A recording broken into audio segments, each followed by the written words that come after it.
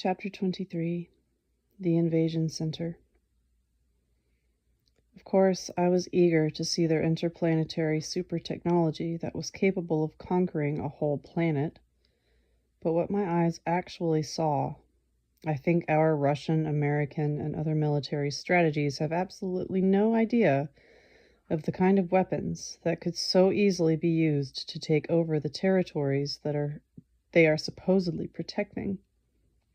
And you, dear readers, before you read on, try to imagine how an alien center preparing for an invasion of the Earth might be equipped, and then look and see what it looks like in reality. I shall now attempt to describe its outward appearance. A huge square room. Along each of the four walls, there is a life-size replica of the interiors of our own native parliaments on the Earth. Along one wall is the State Duma, along with the office of our president in the Kremlin. On the opposite wall, I could see the interiors of the American Congress and the office of the American president in the White House. Along the other two walls were the offices of various state political institutions in some of the Asian countries, judging by their appearance. In the parliamentary seats were sitting our earthling deputies, footnote, members of the Duma are known as deputary or deputies. Another footnote, Duma refers to the Russian parliament, derived from the Russian word meaning to think. In the parliamentary seats were sitting our earthling deputies, congressmen, and presidents. First of all, I began examining our own Russian deputies. They were an exact copy of the familiar faces I had seen on TV, only here they were sitting motionless, like mummies. It is difficult to say what they were made of. Maybe they were dolls, holograms, or robots, or maybe even something else. In the middle of the huge hall was a raised platform on which were sitting approximately 50 aliens. They were dressed not in their usual bodysuits, but in our earthly clothing, and were listening to a speaker standing out in front of them, probably their chief instructor or some other official. Anastasia explained that we were observing one of the landing parties, currently engaged in a routine class session on preparing for interaction with earthly governments.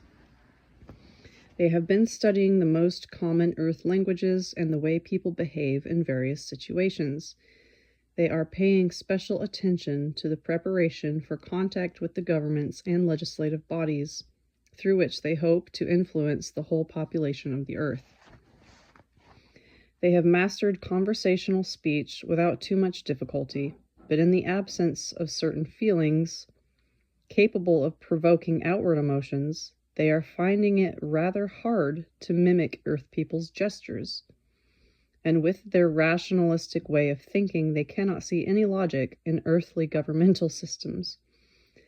Despite their drawing upon the best minds and the most modern technology of their civilization, they have still been unable to guess, for example, the secret of why, in spite of the computer technology already available on the Earth and the multitude of special scientific institutions, our national legislative bodies are still not provided with information about the consequences of the decisions they take. They are convinced that there were a specific analysis center. They are convinced that were there a specific analysis center, a think tank, in other words, for which everything requisite is already available on the Earth, it would be possible to visualize almost perfectly the social consequences of all parliamentary decisions. Instead, every legislator, every member of an earthly government, is obliged to make decisions independently. Not having sufficient information at their fingertips, Each member of a government is obliged to fulfill the function of a powerful analysis center and calculate the consequences not only of his own actions, but of those of his colleagues, enemies, and friends. Another very mysterious question, which the aliens have not been able to guess the answer to, is why Earthlings do not define any goal to be attained. They aspire to something, but to what? That remains a deep secret. Nevertheless, on the basis of the current requirements of earthly societies, the aliens have prepared a plan to invade Earth's continents. They will begin by making proposals to Earthlings through the governments of various countries, and their proposals will be accepted with great enthusiasm. When I asked Anastasia why she was so confident in governmental acceptance of the proposals, she replied as follows. This is what their analysis center has determined. The conclusions of the center are correct. Given the level of conscious awareness of most Earthlings today, they will take the aliens' proposal as a supreme manifestation of the humanity of the mind of the universe. And what kind of proposals are they? They are monstrous, Vladimir. It is difficult for me to even talk about them. Tell me at least the main points. It would be interesting, after all, to know just what these monstrous proposals are that would be enthusiastically welcomed on the Earth I live on, and you too. The aliens first plan to land a small party, 3 of their flying machines, on Russian territory. They will tell the military personnel which surround them of their desire to meet with governmental circles to talk about mutual cooperation. They will present themselves to the soldiers as representatives of the supreme mind of the universe and give them a demonstration of their superior technology. After military, scientific, and governmental circles have held internal consultations, approximately 14 days later, the aliens will be invited to concretize their proposals. But first, they will have to undergo a medical examination to make sure it is safe to communicate with them. The aliens will agree to the medical examination and then put their proposals in writing, as well as on video. The text will be laid out in a form very similar to our modern official documents, and will be characterized by extreme simplicity. The text will read something like this. We representatives of an extraterrestrial civilization, having achieved the ultimate level of technological development by comparison with other intelligent inhabitants of the universe, do hereby consider Earth people our brothers in reason. We are prepared to share our knowledge with societies on the Earth in various branches of science and social structure and offer them our technology. We ask you to consider our proposals and select the ones most suitable for improving the life of every member of your society. Then will follow a whole series of concrete proposals, the substance of which amounts to this. The visitors offer to share their technology in providing each citizen of the country with nutrient mixture and rapid construction of housing for everyone who has reached the age of maturity. This is the same kind of housing you have already seen, Vladimir, only with not quite so many functions. As an example, they will introduce their mini factories into the country. They will integrate their alien factories with existing Earth factories, but in 5 years, all Earth technologies will be discarded and replaced by technologically more advanced counterparts. A job will be guaranteed for all who wish to have one. Not only that, but every single inhabitant of the Earth will be required to contribute a certain minimum amount of work toward maintaining the technological devices. A nation that signs a treaty with the visitors will be completely protected from military invasion by any other nation. In a society which embraces the new social order and its technologically supported lifestyle, there will be no crime. In the apartments provided you, everything you need will react only to your voice commands, identified by tones inherent in only your voice. Every day before you take in food, the computers in your apartments will scan your eyes, breath, and other parameters to determine your physical health and prescribe the corresponding food mixture composition. Each computer installed in an individual apartment will be linked with a main computer. which will thereby be able to pinpoint the exact geographic location of every individual, along with his state of physical and mental health. Any criminal offense will be easily uncovered with the help of a social program in the main computer. Besides, the social conditions which now foster crime will be absent. In return, the visitors plan to ask the government's permission to settle representatives of their civilization in sparsely uninhabited areas, mainly in forests, as well as the right of people to exchange their individual garden plots for technologically equipped apartments and provision of lifetime care if they choose to do so. The governments will agree, under the impression that they will still be in full control. A number of religious denominations will start preaching that the alien visitors are gods and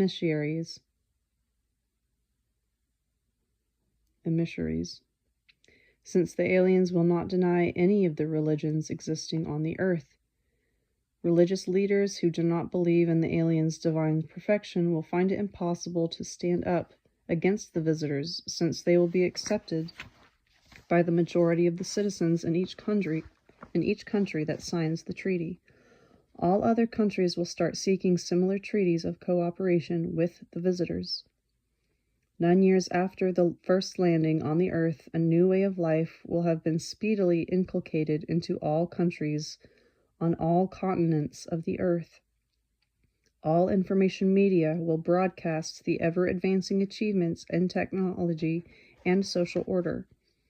The majority of the population will glorify the emissaries of the mind of the universe as intellectually superior brethren, as deities themselves.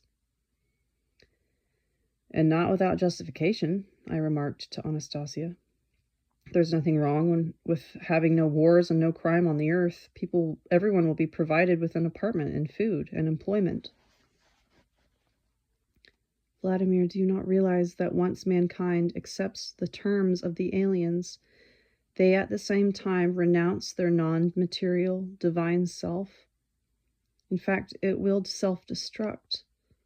All that is left will be material bodies.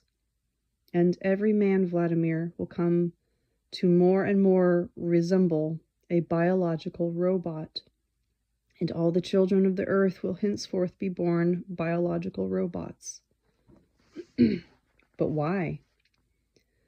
All people on the earth will be compelled to render daily service to those devices which outwardly serve them. All mankind will fall into a trap, surrendering their own freedom and that of their children for the sake of an artificial technological perfection.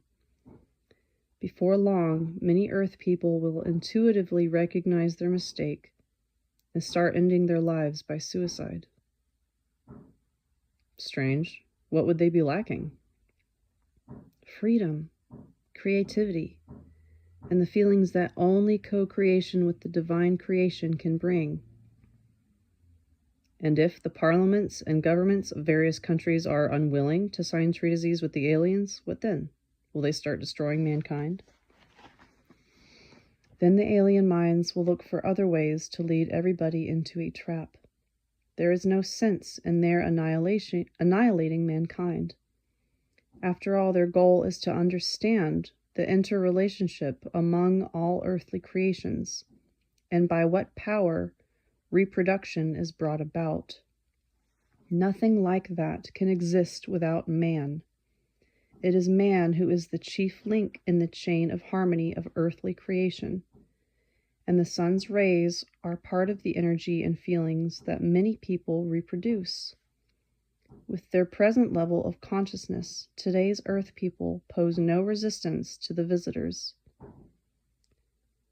And many earthlings today are even trying to render them assistance.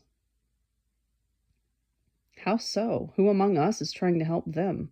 Does that mean there are traitors in our midst, working for them? They are working for them, but these people are not traitors. Their acquiescence in this comes about involuntarily, It is without malice or premeditation. The main reason is their own lack of faith in themselves and in the perfection of God's creations. What's the connection here? It is simple. When man admits the thought that he is not a perfect creation, when he all at once begins to imagine that there are beings on other planets of a superior intellect, he himself feeds them by his own thought. Man himself thereby belittles his own God-given power and attributes power to the creations other than the divine. They have already learnt to gather the energy human thoughts and feelings can produce into a unified complex, and are proud of that achievement. Look, and you will see in front of that group of aliens there is a container of glowing liquid, which is being transformed back and forth between gaseous, liquid, and solid states. They have no weapon stronger than what is concentrated in that small container. Later, they will distribute its whole content into a whole lot of small, shallow containers. One of the sides of that container will act as a special reflector. Each one of them will wear a similar device around his neck in the form of a medallion. All the aliens you see sitting in front of you are wearing such devices right now. When a ray from this medallion is directed at a man, it may provoke in him feelings of fear, reverence, or excitement. And it can paralyze not only a person's will, but also his consciousness and his body. This ray contains thoughts of a multitude of people. People's thoughts that there is someone in the universe stronger than man. Stronger than man, God's creation.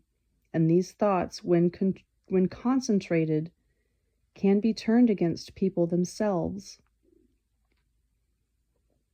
Yes, that is right. Mentally superior to ourselves means mentally superior to God. Wait. I skipped something. I'm sorry. This is what Vladimir said next. After Anastasia says, these thoughts, when concentrated, can be turned against people themselves. I skipped a line. This is what Vladimir says. So it turns out we ourselves give them power when we consider them mentally superior to ourselves? Yes, that is right. Mentally superior to ourselves means mentally superior to God. What's God got to do with it?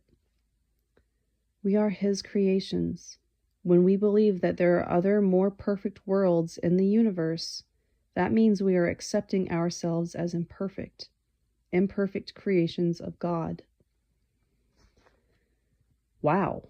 And have they already accumulated a lot of such energy on the alien world?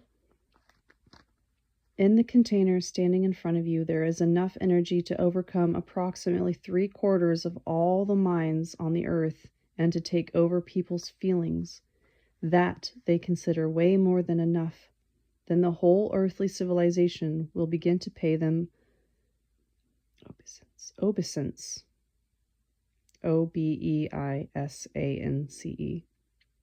And their power will increase. So is it impossible at this stage to do anything about it? It is possible if we take a risk and do something they are not expecting. After all, a full complex of human feelings, even just one, is always stronger, and it is possible to accelerate thought to a speed unknown to those who have no feelings. I want to read that again. I need to comprehend that. And it is possible to accelerate thought to a speed unknown to those who have no feelings. Wow. And all that energy amassed in that container can be neutralized by the energy of another thought which is brighter, more confident, and more perfect. And you, Anastasia, would you yourself be able to neutralize all the energy in that container? I could try, but I would have to bring my whole body here for that. Why? My complex of feelings will not be complete without my body. Matter is one of the planes of man's being. With it, man is stronger than the elements of the universe. So go ahead. We need to break that container. And all at once, in front of me, I saw Anastasia in the flesh. She was dressed just as she had been in the forest, in a cardigan and skirt. She stood there barefoot on the floor, and then all at once started walking unhurriedly over to the aliens sitting in front of the container with the glowing liquid. They caught sight of her. No emotions showed themselves on the faces of these unfeeling beings. Only for a brief moment they remained motionless in their seats. A second later, everyone was astir. Suddenly, as if on command, they all rose and grasped hold of the medallions around their necks. All the medallions flashed with rays of light, all directed at the approaching figure of Anastasia. She stopped, lost her balance momentarily, took a small step backward, and then stopped again. Giving a little stamp with her bare foot, she slowly and confidently moved forward again. The rays coming from the aliens' medallions got brighter and brighter as they joined together, concentrating on Anastasia. It looked as though it would take but a moment for them to reduce all the clothing on her to ashes. But Anastasia continued moving forward. All at once she stretched her hands out in front of her. Some of the rays reflected off the palms of her hands and were extinguished, and then the others started to go out. The aliens stood there, stock still, as before. Anastasia went over to the container, put her hands around it, stroked it with her palms, and whispered something to it. All at once, the liquid in the container became turbulent. Then its glow began to gradually fade, and before long there remained a practically colorless liquid with only a slight bluish tinge, much like ordinary water on the earth. Anastasia went over to a machine standing by the wall that looked something like a refrigerator. She pressed her hand against it, whispered something to it, and out came a shower of some kind of small, colored square tablets, which she caught in the upturned hem of her cardigan. Anastasia went over to the aliens, who were still standing dumbstruck as before, and held out one of the tablets to the one at the end. He stirred as though about to hold out his hand, but stopped at once and began staring in the direction of the man who was standing in front of them all, probably their leader. And so there was Anastasia standing before him for about half a minute, her hand outstretched. Then she went over and stood directly in front of the leader and held out a tablet for him. After a brief pause, the leader took the tablet and put it in his mouth. Anastasia then went around to each one in turn, and this time everyone calmly took a tablet from her and ate or swallowed it. She then turned from them and came over toward me. She had got halfway to me when all at once she stopped and, turning toward the group of seated aliens, waved her hand at them. And several of the aliens got up from their seats and waved their hand back at her in response. When she reached my position, she said with a tired voice, "We need to get back. They have now taken the thought-accelerating tablets. Let them try to make sense of what has happened here." And then it was all over. I found myself lying on the grass as before, as though awakening from sleep. It seemed just a short time had passed, but my body felt rested, as after a deep, healthy sleep. But my head, inside me, everything felt as though it were boiling over, as though my thoughts were running in all directions at once. All the images I had seen on that other planet completely stayed with me. What was it? A dream? Hypnosis? Or everything at once? It still wasn't clear. To see what is actually happening on a planet other than Earth, that was something I found impossible to believe, and I asked Anastasia, who was sitting beside me. What was that? A dream? Hypnosis? I seem to have remembered everything, and now my head feels absolutely chaotic. And she replied, Vladimir, as for the power by which this vision of another planet appeared to you, take it any way you like. If you find the question disturbing, you can simply tell yourself you had a dream. Besides, all that is not what is really important. What is important is the essence, the conclusions, and the sensations of this vision that you saw. Think about that a while. Oh my God. Think about that while I leave you for a while. Yes, go on. I'll be thinking about it here on my own. Left alone, I began to ponder what I had seen. Naturally, I concluded that I had some kind of hypnotic dream. After taking just a few steps, however, Anastasia suddenly turned and headed back in my direction.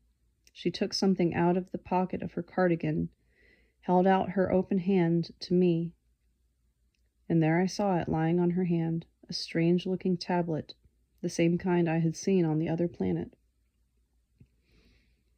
Take it, Vladimir. You need not be afraid to swallow it.